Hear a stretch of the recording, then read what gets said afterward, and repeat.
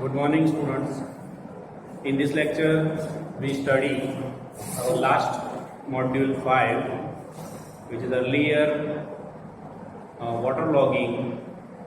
Waterlogging is the process to water is logged.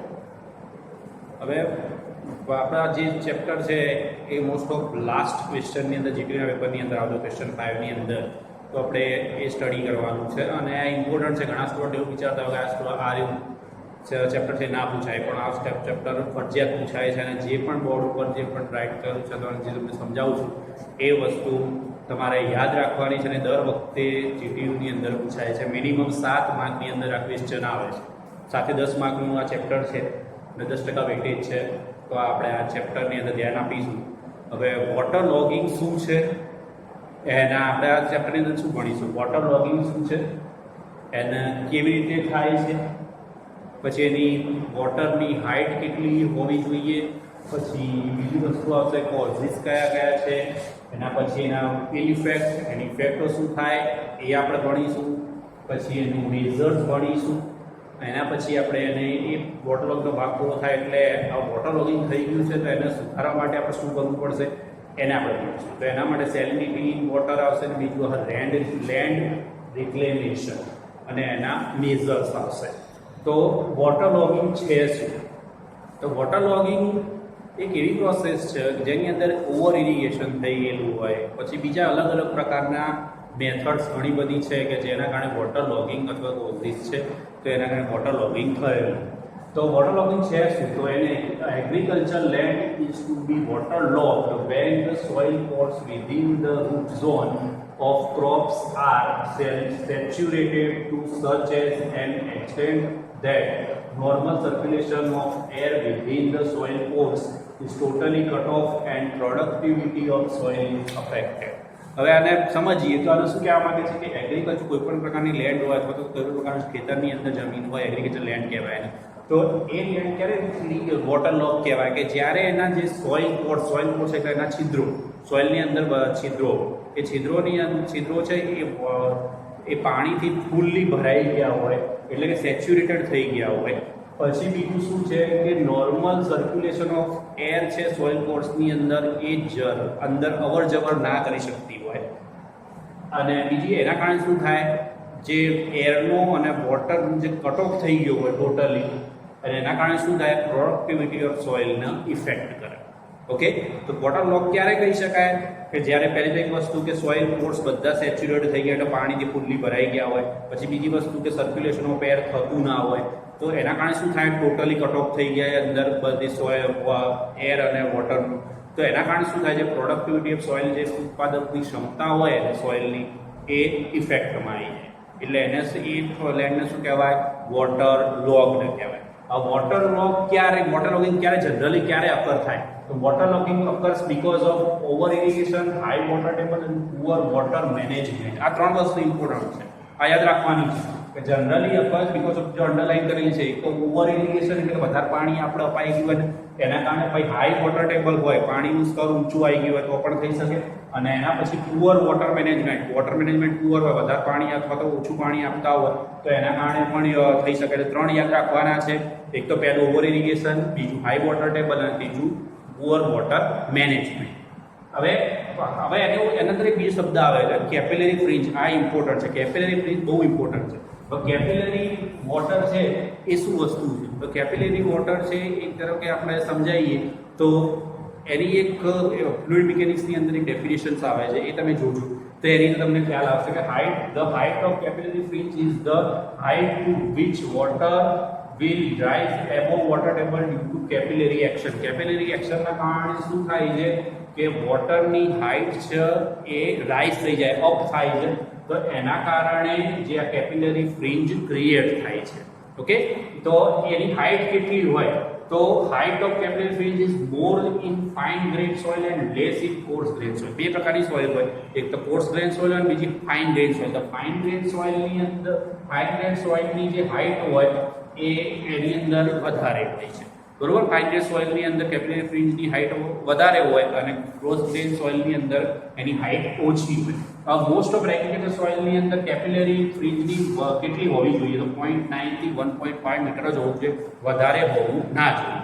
બરોબર. તો હવે એના ટેબલ છે ક્રોપ્સ અને depth of water table metre. તો ફીટ એટલે કે ઘઉં આપણે વધારે વાવીએ ત્યારે એનું કેટલું હોવું જોઈએ? 0.9 થી 1.2 જ હોવું જોઈએ, નહીં તો શું થાય? વોટર લોગિંગ થઈ જાય. પછી કોટન હોય તો એની અંદર જે આપણે કહીએ છીએ તો 1.5 to 1.8 હોવું જોઈએ. પછી રાઈસ એટલે કે ભાત એટલે કે ચોખા હોય તો 0.6 હોવું જોઈએ. સુગર કેન એટલે કે શેરડી હોય તો 0.9 હોવું જોઈએ. ફોડર ક્રોપનું મિનિંગ થાય ઘાસચારો. તો ઘાસચારો જો ઉગેલો હોય તો 1.2 મીટર એની હાઈટ હોવી જોઈએ. આ વસ્તુ છે વોટર લોગિંગ. ત્યારે એગ્રીકલ્ચર લેન્ડ ક્યારે વોટર લોગ કહેવાય? મેં તમને કીધું હમણાં કે એના અંદર પહેલી વસ્તુ એ કે સોઇલ પોરે છે સેચ્યુરેટ થઈ ગયા, જગ્યાઓ છે ભરાઈ ગયેલી હોય. પછી બીજી વસ્તુ કે સર્ક્યુલેશન ઓફ એર અંદર થતું ના હોય તો એના કારણે ટોટલ કટ ઓફ થાય, એના કારણે પ્રોડક્ટિવિટી ઓફ સોઇલને ઇફેક્ટ થાય. તો આ વોટર લોગિંગ છે. તો વોટર લોગિંગના તો ભણી લીધું. હવે વોટર લોગિંગના કોઝિસ, તો કોઝિસ કયા શેના કારણે થાય છે? તો મેં તમને કીધું પહેલું 3 વસ્તુ આવી ને અહીંયા જે અંડરલાઈન કરી છે, over irrigation, high water table અને પુઅર વોટર મેનેજમેન્ટ. આ અંદર કોઝિસમાં અંદર આવવાના જ છે. પણ એની અંદર આપણે ભણીએ તો ઓવર ઇરિગેશન. તો ઓવર ઇરિગેશન સમજાય કે પાણી વધારે પ્રમાણમાં અપાઈ ગયું તો એના કારણે બધું પાણીનો ભરાવો થાય તો એના કારણે શું થાય? વોટર લોગિંગ ક્રિએટ થઈ જાય, સેચ્યુરેટ થઈ જાય અને સર્ક્યુલેશન ઓફ એર એ થઈ જાય, એ રિમૂવ થઈ જાય. પછી ઇનસફિશિયન્ટ સરફેસ ડ્રેનેજ હોય, જે પાણી આપણે હોય એ ભરાઈ રહેતું હોય પણ ડ્રેનેજ વ્યવસ્થા બીજી કરેલી ના હોય તો એના કારણે શું થાય? પાણી ભરાઈ જાય અને એના કારણે વોટર લોગિંગ થાય. અને પછી સીપેજ ફ્રોમ કેનાલ. હવે સીપેજ ફ્રોમ કેનાલની વસ્તુ શું છે કે મોસ્ટ ઓફ 2 પ્રકારની કેનાલ હોય. એક લાઇન કેનાલ હોય અને બીજી અનલાઇન કેનાલ હોય. તો લાઇન કેનાલની અંદર શું હોય કે એની જે સરફેસ છે કેનાલની એ કરેલી હોય લાઇન. લાઇનનો મિનિંગ શું થાય કે એનાથી સરફેસ છે એ તમારી પેવમેન્ટ વાળી કરેલી હોય, એટલે કે આરસીસી અથવા તો સીસી નું કવર કરેલું હોય સરફેસનું, એટલે એની સિમેન્ટ વાળી કન્સ્ટ્રક્ટ કરેલી હોય તો એને લાઇન કેનાલ કહેવાય. અનલાઇન કેનાલ એટલે કે બધી બાજુની જે સોઇલ હોય એ ખાલી તમારે સેટ કરેલી હોય, એમાં સિમેન્ટ કે કોઈ લેયર હોય નહીં. તો અનલાઇન કેનાલની અંદર મોસ્ટ ઓફ સીપેજ થાય. સીપેજ થાય એના કારણે થાય વોટર ટેબલ છે હાઈ થાય, પાણી નીચે ઉતરવાનું જમીનની અંદર, એટલે શું થાય? વોટર ટેબલ રાઇઝ થાય અને એના કારણે શું થાય? વોટર લોગિંગ થાય. હવે એના પછી જે ઓબ્સ્ટ્રક્શન ઓફ નેચરલ ડ્રેનેજ. તો obstruction of natural drainage, natural ડ્રેનેજનું ઓબ્સ્ટ્રક્શન ક્યારે થાય કે જ્યારે ઇરિગેશનની જે કેનાલ જતી હોય તો એની વચ્ચે તમે એમ્બેકમેન્ટ ક્રિએટ કર્યા હોય, એટલે ધારો કે પાણી ભરી રાખવા માટે તમે યુઝ કરતા હોય, અથવા તો એના પછી બીજી વસ્તુ કે તમે રોડ બનાવેલો હોય, રેલવેનો ટ્રેક બનાવેલો હોય, તો આ શું થાય? નેચરલ ડ્રેનેજ જે પાણી જતું હોય નેચરલી એની વચ્ચે તમે ઓબ્સ્ટ્રક્શન ક્રિએટ કર્યું, રોડ, રેલવે અથવા એમ્બેકમેન્ટ. તો એના કારણે શું પાણી ભરાય જાય, એના કારણે વોટર લોગિંગ થાય. પછી ઓબ્લિટરેશન ઓફ નેચરલ ડ્રેનેજ, એની એ જ વસ્તુ છે કે એનાથી તમે કેનાલ જનરેટ કરી નાખો અથવા તો એમ્બેકમેન્ટ ઊભું કરો તો એના કારણે નેચરલ ડ્રેનેજના કારણે થાય છે. પછી કન્સ્ટ્રક્શન ઓફ રિઝર્વોયર. હવે રિઝર્વોયર કન્સ્ટ્રક્ટ કરો, તમે પાણી જતું હોય ને હવે એના પર તમે ડેમ કે એના ડેમના કારણે શું થાય? રિઝર્વોયર કન્સ્ટ્રક્ટ થાય. રિઝર્વોયર કન્સ્ટ્રક્ટ થાય એટલે જે પાણી હોય નીચે તમારે ઉતરવાનું, નીચે ઉતરે એટલે હાઈ વોટર ટેબલ થાય અને એના કારણે વોટર લોગિંગ થાય. પછી નેચર ઓફ સોઇલ. હવે નેચર ઓફ સોઇલની અંદર 2 પ્રકારની સોઇલ આવે, પરમિએબલ સોઇલ આવે અને બીજી ઇમ્પરમિએબલ સોઇલ આવે. તો પરમિએબલ સોઇલની અંદર કોઈ પ્રોબ્લેમ નહીં થાય કે પાણી તમારે નીચે ઉતરી જશે, તો એના કારણે પ્રોબ્લેમ થશે કારણ કે પરમિએબલ સોઇલ છે પાણી તમારું જવા દેશે એટલે પાણી સાથે હાઈ વોટર ટેબલ થવાનું.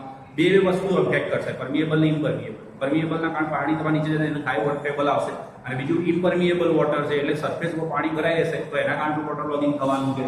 પછી ઇફેક્ટિવ મેથડ ઓફ કલ્ટિવેશન. હવે તમે મેથડ કોઈક અલગ વાપરી કે તમે જ્યારે જરૂર હોય ત્યારે તમે એક ક્રોપ ના વાવો અને બીજો ક્રોપ વાવો તો એના કારણે શું થાય કે જ્યારે જેટલું પાણી જોતું હોય એ પાણી ક્રોપ તમારું લે નહીં અને જે તમે બીજો પાક વાવ્યો પાણી જરૂર હોય નહીં એટલે પાણી તમારું ભરાય એના વોટર લોગિંગ થાય. પછી ડિફેક્ટિવ પ્રેક્ટિસ ઓફ ઇરિગેશન. તો ડિફેક્ટિવ પ્રેક્ટિસ ઓફ ઇરિગેશન ના અંદર શું આપણે કહી શકીએ કે ડિફેક્ટિવ પ્રેક્ટિસ છે તો અલગ અલગ પ્રકારની મેથડ તમે યુઝ કરી હોય. જ્યારે ધારો કે જે લેન્ડ હોય અથવા જે સરફેસ છે એગ્રીકલ્ચર લેન્ડ એની અંદર જરૂર હોય તમારે ડ્રીપ ઇરિગેશન કરવાની અને તમે કરી હોય પૂર્વ ઇરિગેશન, તો અથવા સરફેસ ઇરિગેશનની જરૂર હોય તમે પૂર્વ ઇરિગેશન અથવા તો બીજી કોઈ ઇરિગેશનની મેથડ એડપ્ટ કરી હોય તો એના કારણે વોટર લોગિંગ ક્રિએટ થાય છે. બરોબર છે?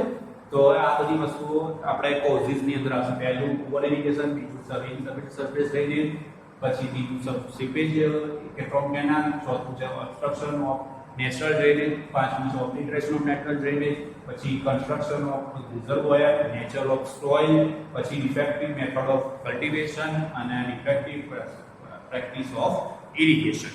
હવે એ તો થઈ ગયું કોઝિસનું. હવે એનું શું કરવાનું, ઈ ઇફેક્ટ આવે કે એના કારણે શું ઇફેક્ટ થઈ, ઇફેક્ટ પણ કહી શકે, ઈ ઇફેક્ટ પણ કહી શકે. તો ઈ ઇફેક્ટ ઓફ વોટર લોગિંગ, તો એના ટોટલ કેટલા છે, 8 છે.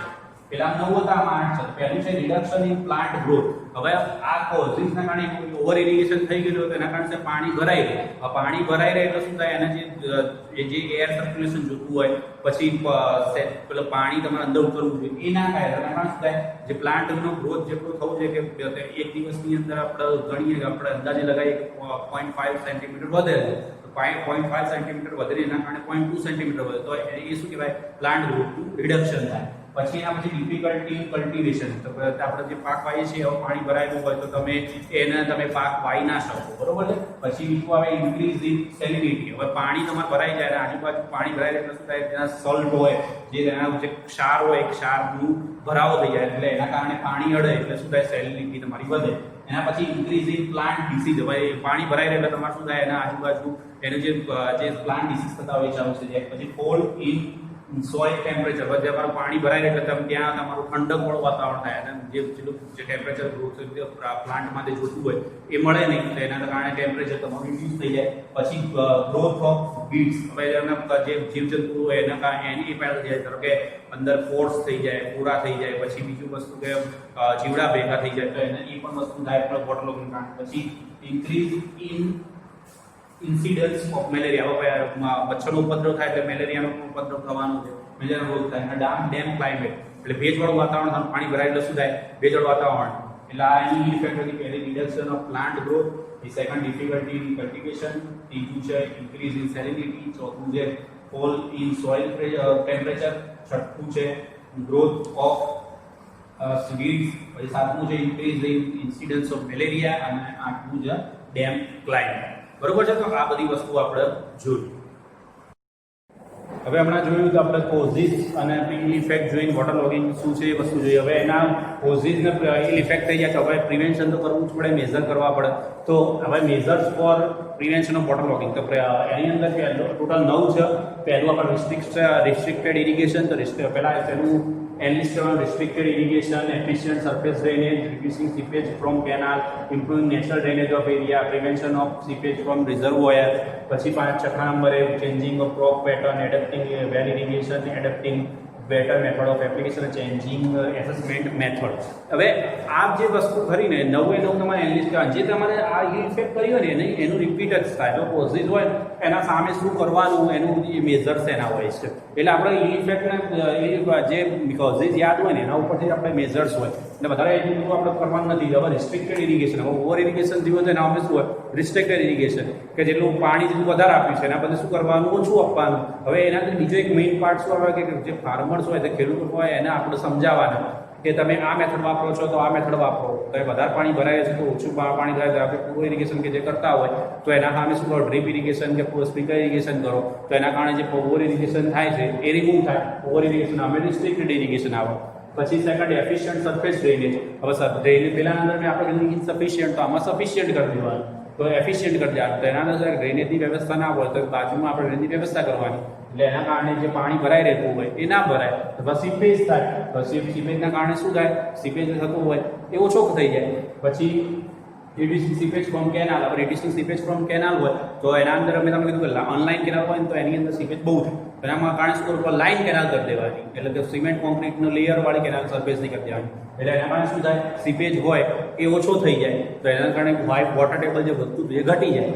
પછી એના પછી improving natural drainage of area. હવે જે નેચરલ ડ્રેનેજ જે પાણી રેઇન વોટર જે આવતું હોય એનાથી નેચરલ ડ્રેન થવું જોઈએ. જ્યારે વરસાદી પાણી હોય એના કારણે જ આ વસ્તુ થવી જોઈએ તો ઇમ્પ્રૂવ થાય. પછી prevention of seepage from reserve હોય. હવે જે રિઝર્વર ડેમ જે બનાવેલો હોય તો એના ડેમની જે સરફેસ એરિયા છે એ સારો હોવો જોઈએ. તો એના કારણે જે સીપેજ થતું હોય એ ઓછું કરવાનું. પછી ચેન્જિંગ ધ ક્રોપ પેટર્ન. હવે આપણે એકનો એક પાક જ વાવ કરતા હોય કે ભાઈ ઘઉં વાયા કે ભાઈ એ બધું વાયું છે, ઘઉં અથવા તો શેરડીને એ બધું વાવતા હોય તો એના જગ્યાએ આપણે ઇરિગેશન આપણને ખબર છે કે પાણી નીચે ઉતરતું નથી. તો એ ઓવર ઇરિગેશનના કારણે વોટર લોગિંગ થાય છે. તો વોટર લોગિંગ થાય છે તો એના અંદર શું કરવાનું, આપણે ચોખા વાવી શકીએ. હવે ચોખાને તો પાણી વધારે જોઈએ. પાણી ભરાઈ રહેતું હોય એ તો મોસ્ટ એફિશિયન્ટ છે. એટલે કે રાઈસ વાવીએ તો એની અંદર આપણે એનો ફાયદો ઉઠાવી શકીએ, તો એને ચેન્જિંગ ધ પેટર્ન કહેવાય. પછી એડપ્ટિંગ વેલ ઇરિગેશન. હવે જે આપણે પાણી જે બીજું યુઝ કરતા હતા એની જગ્યાએ શું કરવાનું કે વેલમાંથી પાણી લેવાનું. એટલે કે આપણે કૂવો ખોદેલો હોય તો કૂવો હોય તો કૂવાના અંદરથી પાણીનું ઇરિગેશન આપણે કરાવવાનું. પછી એડપ્ટિંગ બેટર મેથડ ઓફ એપ્લિકેશન. હવે બેટર મેથડ ઓફ એપ્લિકેશન હોય તો આપણે ધારો કે ફૂરો ઇરિગેશન છે, પછી બીજી કોઈ મેથડ આપણે યુઝ કરતા હોય તો હવે જમીન એવી હોય કે જેમાં પાણી ભરાઈ રહેશે તો એના અંદર પાણી ઓછું કરવું હોય તો એના માટે શું કરવાનું, ડ્રીપ ઇરિગેશન યુઝ કરી શકીએ. જ્યારે જે ડ્રીપ ઇરિગેશન ક્યારે યુઝ થાય ને પાણી ઓછું હોય ત્યારે તો ડ્રીપ ઇરિગેશન આપણે યુઝ કરી શકીએ, સ્પ્રિંકલર ઇરિગેશન યુઝ કરી શકીએ. તો એ મેથડ ઓફ ઇરિગેશનની અંદર જાય. અને લાસ્ટ આવે ચેન્જિંગ એસેસમેન્ટ. હવે ચેન્જિંગ એસેસમેન્ટ મતલબ તેમાં બે હતી, પહેલાં આપણે ભણ્યા હતા મેથડ ઓફ ઇરિગેશનમાં, એસેસમેન્ટ ઓફ વોટર. તો એની અંદર શું આવતું હતું કે એરિયા બેઝિસ આવતું હતું, બીજું વોલ્યુમેટ્રિક બેઝિસ આવતું હતું. બે મેથડ યુઝ કરવાની. તો એરિયા પ્રમાણે આપણે પાણીનો યુઝ કરીએ અને વોલ્યુમેટ્રિક વોલ્યુમ પ્રમાણે જેટલા પ્રથમ પાણી જોતું હોય એટલું જ પાણી આપણે ક્રોપને આપીએ. ચેન્જિંગ એસેસમેન્ટ મેથડ કહેવાય. પછી હવે બીજો શબ્દ આવે છે લેન્ડ રિક્લેમેશન. આ બધું વોટરલોગિંગ થઈ ગયું. હવે જમીન તો ખરાબ થઈ ગઈ છે, હવે જમીનને સારી કરવા માટે શું કરવું પડશે તો એને લેન્ડ રિક્લેમેશન કહેવાય. તો એની અંદર એક મેઇન ભાગ કયો આવે છે સેલિનિટી ઇન વોટર. જે ખારાશવાળી જમીન થઈ ગઈ હોય તો એના માટે એ કેવી રીતે થાય છે તો એ આપણે વાંચીએ કે સેલિનિટી water occurs when water table rises and salt are accumulated at land surface. હવે શું થયું હોય, મેં તમને કીધું કે પાણી સીપેજ થાય એટલે હાઈ વોટર ટેબલ તમારું થાય. વોટર ટેબલ ઊંચું આવે તો એના કારણે પાણી ઊંચું આવે તો એના કારણે શું થાય, જે ખારાશ જે હોય, જે ક્ષાર હોય એ શું હોય જમીનની સરફેસ ઉપર આવી જતા હોય, લેન્ડ સરફેસ ઉપર. તો એના કારણે સેલિનિટી ક્રિએટ થાય. તો સેલિનિટી ક્રિએટ થાય તો એના કારણે શું થાય, સોઇલ વોટર પ્લાન્ટ રિલેશનશિપ આપણે જે પહેલાં ભણ્યા હતા ઇન્ટ્રોડક્શનમાં એ વસ્તુના અંદર અફેક્ટ કરે. તો એના કારણે રિડ્યુસ થાય. અને બીજું વસ્તુ કે યીલ્ડ ઓફ ક્રોપ જેટલો ક્રોપ આપણું ઉત્પાદન થતું હોય ને એ ઓછો થાય. બરોબર. પછી કોઝિસ શેના કારણે થાય છે તો કોઝિસની અંદર rise of ground water table. એ તો મેં તમને કીધું કે રાઇઝ થાય જોઈ લીધું કે અંદર બંધ થયું તો rise of ground water table. બરોબર. તો પહેલું તો એમ તમને કીધું. પછી use of saline water for irrigation. તો જે કર્યું જે શેના કારણે થયું તો તમે ખારું પાણી તમે સપ્લાય કર્યું ઇરિગેશન માટે તો એના કારણે થઈ શકે. પછી poor drainage irrigation of land. તો તમે ડ્રેનેજ ઓછું હોય, વોટર લોગિંગનું જે એ જ વસ્તુ છે. પછી excessive seepage from online canal હોય તો કેનાલમાં સ્તર કરેલું ના સીસી તો શું થાય તમારો સીપેજ તો વધારે થાય તો એના કારણે સેલિનિટી ક્રિએટ થાય. C water introduction in coastal area હોય જે આપણે દરિયા કિનારાવાળી જમીન હોય તો એમાં સી વોટર એટલે કે દરિયાનું પાણી અંદર એડ થાય એટલે શું થાય કે તમારું જે ખારાશ છે એ વધી જાય અને પુઅર પરમેબિલિટી પાણી તમારે જલ્દી વધારે ઉતરતું હોય જમીનમાં તો એના કારણે પણ થઈ શકે. હવે લેન્ડ રિક્લેમેશન. હવે લેન્ડ રિક્લેમેશન કીધું કે એને ફરી પ્રોડક્ટિવિટી આપણે વધારવાની છે તો એની પ્રોસેસ છે. It is the process of restoring productivity and fertility of land which has become unculturable because of waterlogging and salinity etc. તો એનો મિનિંગ શું થયો કે એક પ્રકારની પ્રોસેસ છે જેની અંદર પ્રોડક્ટિવિટી આપણા લેન્ડની વધારવાની છે, ક્ષમતા વધારવાની છે, ક્રોપ વધારે થાય તો રિસ્ટોર કરવાનું. અને બીજી વસ્તુ શું જે આપણી લેન્ડ છે એ અનકલ્ચરેબલ થઈ ગઈ, ઉગે નહીં એવી જમીન થઈ ગઈ, પાક ઉગે નહીં એવી જમીન થઈ ગઈ હોય તો શેના કારણે થયું હોય વોટર લોગિંગ અને સેલિનિટીના. વોટર લોગિંગ અને સેલિનિટીના કારણે તમારી જે સોઇલ હોય એ અનકલ્ચરેબલ થઈ હોય તો એના શું કરવું પડે, એની પ્રોડક્ટિવિટી રિસ્ટોર કરવા માટેની જે પ્રોસેસ છે એને શું કહેવાય, લેન્ડ રિક્લેમેશન. તો હવે લેન્ડ રિક્લેમેશન શેના કારણે થયું હોય તો મેં તમને કીધું કે પ્રોસેસ છે બધા રિસ્ટોરિંગ કરવાની જે વોટર લોગિંગ ને એના કારણે થયું હોય. તો હવે એ જે આ પ્રોસેસ જે કરવાની છે એ બહુ કોસ્ટલી છે કારણ કે લેન્ડ એકદમ શું થયું હોય ખારાશવાળી જમીન એકદમ ખારાશવાળી થઈ ગઈ તો એ એકદમ કોસ્ટલી પડે આ પ્રોસેસ. પણ ક્યારે યુઝ કરવાનું, જ્યારે એકદમ નેસેસરી હોય, કોઈ પ્રકારના બીજા કોઈ રસ્તા ના હોય ત્યારે તમે આ વસ્તુ કરી શકો છો પણ બહુ કોસ્ટલી છે. તો હવે યુઝ્યુઅલી ડન ક્યારે કરવી, મેઝર્સ કયા રાખવા એના માટે તો પહેલું તો ડ્રેનેજ એન્ડ લોવરિંગ ઓફ વોટર. જરા કરીએ ને જે પ્રોસેસ કરીએ ત્યારે અંદર શું થાય કે પહેલી તો શું કરવું પડે, ડ્રેનેજ અને જે ડ્રેનેજ સારું ઓછું કરવું પડે અને બીજી વસ્તુ લોવરિંગ વોટર ટેબલ તમારું જે પાણી સ્તર હોય ઘટાડવું પડે. પછી સેકન્ડ છે લીચિંગ. હવે લીચિંગ વસ્તુ જોઈએ કે તમે ઘણીમાં શું થાય કે ઘણા ભાગ ક્ષાર ને બધું ભેગું થઈ અને એના પાણીના જોડે તમે વહેવાનું ચાલુ થઈ જાય એક જગ્યાએ પડી એટલે લીચિંગ કહેવાય. પછી યુઝ ઓફ કેમિકલ. હવે કેમિકલનો જે યુઝ છે એ તમારે ઓછો કરવો પડે કારણ કે શું થાય કે અથવા તો વધારવો પડે. ઘણી વખત એવું થાય કે લેન્ડના અંદર કેમિકલ્સની અંદર પોટેશિયમ મેગ્નેશિયમ ઓછા હોય તો એને વધારવા પડે, વધારવું હોય તો એને ઘટાડવા પડે. પછી ક્રોપ રોટેશન, ક્રોપનું રોટેશન કરવું પડે. મેં તમને કીધું ક્રોપ પેટર્ન એ પ્રમાણે કરવું પડે. પછી એડેપ્ટિંગ રાઇસ કલ્ટિવેશન, રાઇસ વધારે ઉગાડો, કારણ કે વોટર લોગિંગના સેલિનિટી થઈ ગયો તો એના અંદર રાઇસ સારામાં સારા, ચોખા સારામાં સારા ઉગે. પછી addition of waste agriculture product, જે વેસ્ટ એગ્રીકલ્ચર પ્રોડક્ટ હોય જે એમને ઉગી જતું હોય પાણી, એનો યુઝ વધારતો. પછી યુઝ ઓફ આર્ગેનોના પ્લાન્ટ, જે આપણે કાંટાળી વનસ્પતિ કહેવાય એ પ્લાન્ટનો ઉપયોગ કરો. એનાથી શું થાય કે ક્ષાર જે હોય એ તમારા પાછા રિટ્રાઈવ થઈ જાય, જવાબદાર એ લઈ લે, એના કારણે રિસ્ટોરિંગ પ્રોડક્ટિવિટી થાય. યુઝ ઓફ પ્રોસેસ કોલનો યુઝ કરો, એના કારણે પણ થાય. ગ્રીન મનુવરિંગ એટલે જંતર નામનું એક પ્લાન્ટ આવે છે, તો એના કારણે તમારી સેલિનિટી ઓછી થાય. પછી ઇલેક્ટ્રોડાયાલિસિસ, આની અંદર શું કરવાનું ઇલેક્ટ્રોડાયાલિસિસમાં કે એની અંદર તમારે કરંટ પાસ કરવાનો, એટલે પરમિએબિલિટી એની વધે અને એની જે પોર્સ હોય એ ખુલી જાય અને એના કારણે ઇન્ફિલ્ટ્રેશન રેટ વધે. તો આ જે પ્રોસેસ છે એને ઇલેક્ટ્રોડાયાલિસિસ કહેવાય. તો લેન્ડ ડિક્લેરેશન ખબર પડી કે રિસ્ટોરિંગ પ્રોડક્ટિવિટી ઓફ લેન્ડ. તો એના અંદર આટલા હતા: ડ્રેનેજ હતું, lowering portable leaching, use of chemical, crop rotation, adapting rice cultivation, addition of waste agriculture product, use of આર્ગેનોના plant, process of coal, green manuring અને ઇલેક્ટ્રોડાયાલિસિસ. તો આ બધી વસ્તુ આપણે ભણ્યા. તો વોટર લોગિંગનું આપણું ચેપ્ટર છે એ પૂરું થઈ ગયું. બરોબર. તો આપણે જે પણ ભણ્યા છીએ આપણે યાદ રાખવાનું છે. અને વોટર લોગિંગના શું છે, એના કોઝિસ છે, એની પ્રિવેન્શન, એનું ઇલ ઇફેક્ટ, લેન્ડ રિક્લેમેશન, સેલિનિટી બધું આપણે ભણ્યા, એના મેજર ભણ્યા. બરોબર. તો આ બધી વસ્તુ એનું જીપીયુ રિલેટેડ છે. Okay, thank you.